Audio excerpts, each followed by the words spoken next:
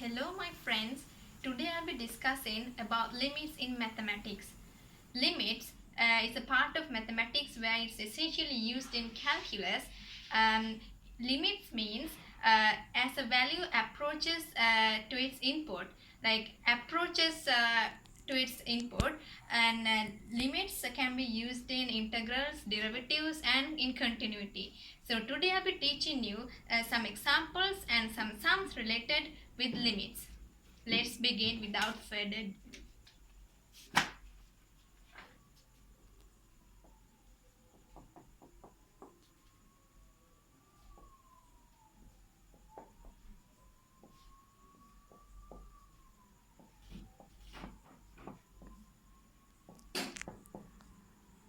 So here this means limit x as the x approaches to 2.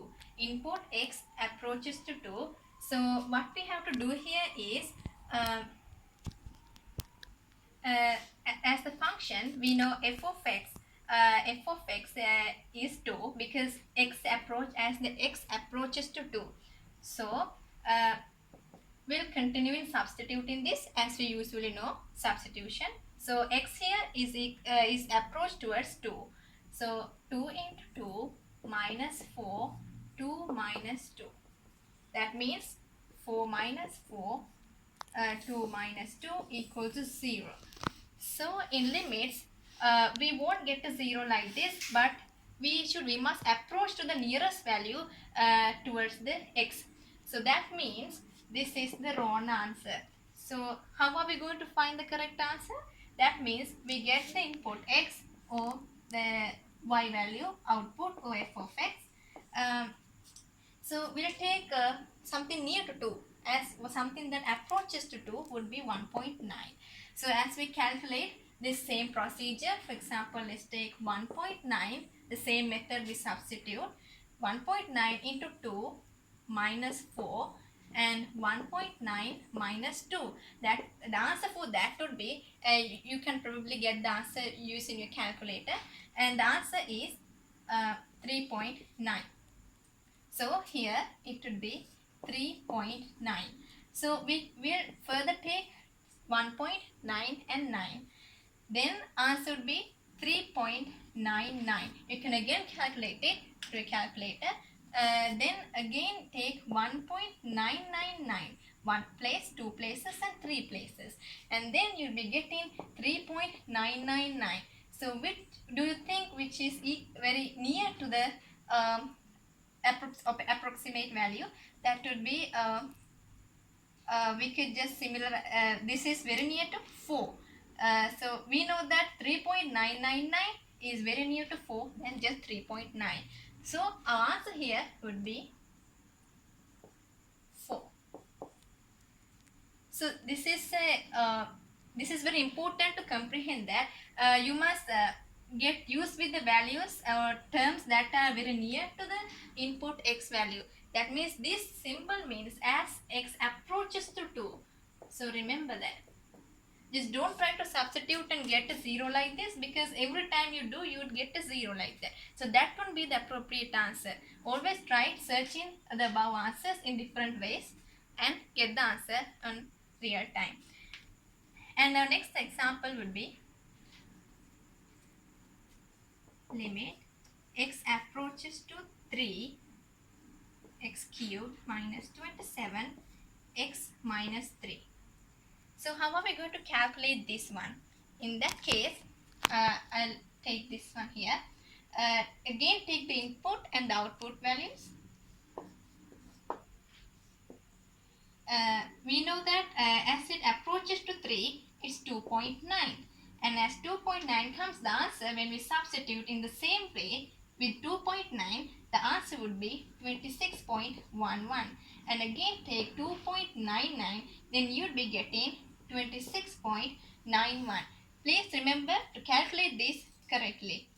And again take 2.999, same exact way, which is check with the what would be very near to your answer.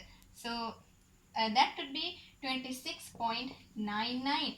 We know that this is very approximate to 27. So answer for this sum would be 27.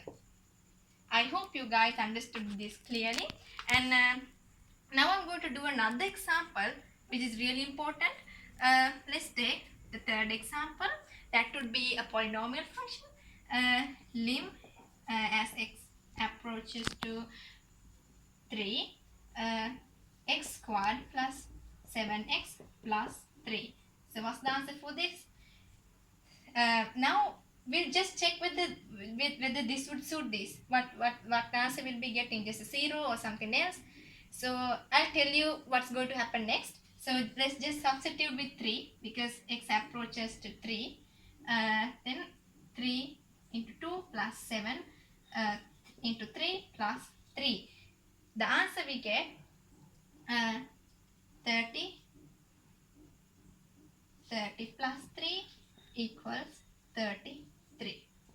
So this is the answer we get.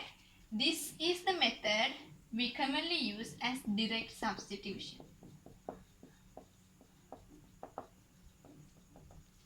So the main concept behind this is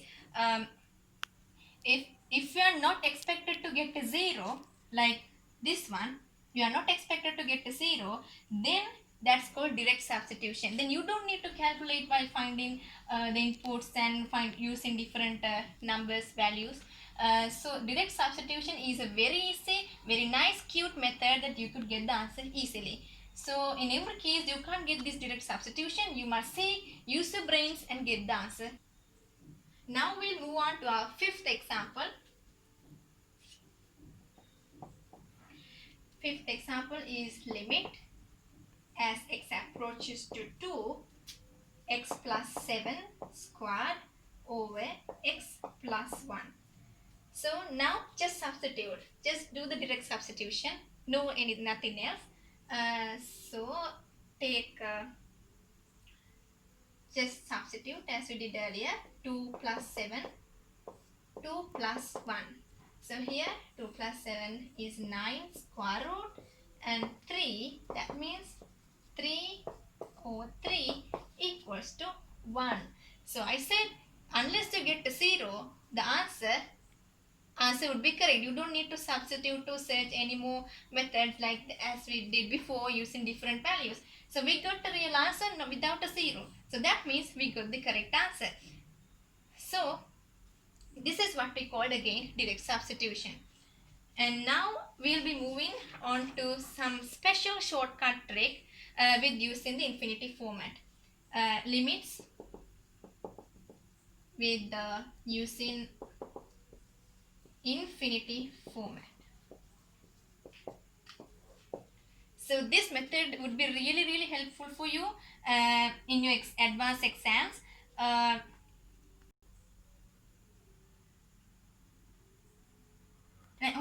So now I'm going to teach on how to use limits using the infinity format.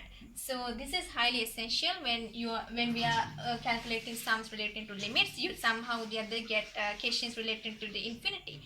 So this is a shortcut method and it's really simple. You can calculate this almost within 4 seconds. So I will write in answers for this. The first one answer is this one 0, this one minus 7 over 5. So guys, how did you think I got these answers? How come I get these answers so easily? So the reason behind is I'll teach you right away. Now we know this is the numerator and this is the denominator. All of us know that. So here, which side do you think has the most highest value, like the powers? Which has the highest power, this one or this one? We know it's x to the power 4. And here, if the numerator is greater than the denominator, answer equals to infinity. And this theory applies only when you are using limits with polynomial over polynomial. Everywhere you can say polynomial or polynomial. Or polynomial square root. This is the square root. Let's do a square root as well. So every time it's a polynomial over polynomial. Please keep that in mind. You cannot use this everywhere wherever you find a case relating to infinity. So keep that in mind, highly important. And now that's the concept here. Numerator is greater than the denominator, this power side. Okay, always check the power side. So this is the highest, so numerator is greater, that means infinity, always infinity. That's the answer. And here, what do you think from these two? Again check the beginning.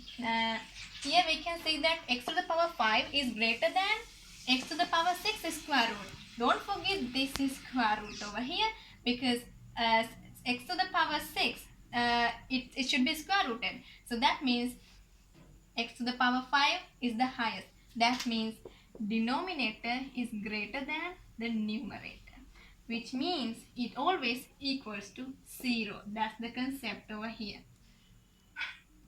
These are highly important. And please remember polynomial over polynomial. I'll write it somewhere down here. Always with polynomial over polynomial, or square root as well. Okay. And that's the answer here.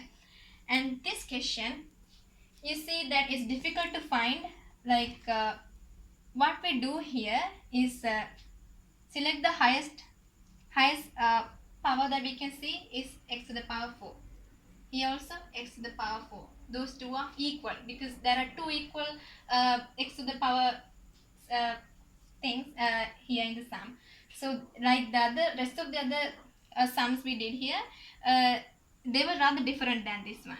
So in this case, you can see the coefficients in front of the x to the power 4. Here also x to the power 4. There is a coefficient 5. So here you put 7 over 5. That's a minus over here. That means just minus 7 over 5. So see how easy it is. Here what you should see is the coefficients. So that's what you should check. Check the highest powers. Check the coefficients before it in both of the sides, denominator and the numerator. So it's really simple. Otherwise you have to go through tremendous arduous simplification. So this is a really amazing shortcut that we all could get to know. Thank you very much for watching my videos. Please remember to subscribe my channel and ring the notification bell icon as well. I'll be uploading more videos on calculus, differentiation and integration. Thank you very much. Bye.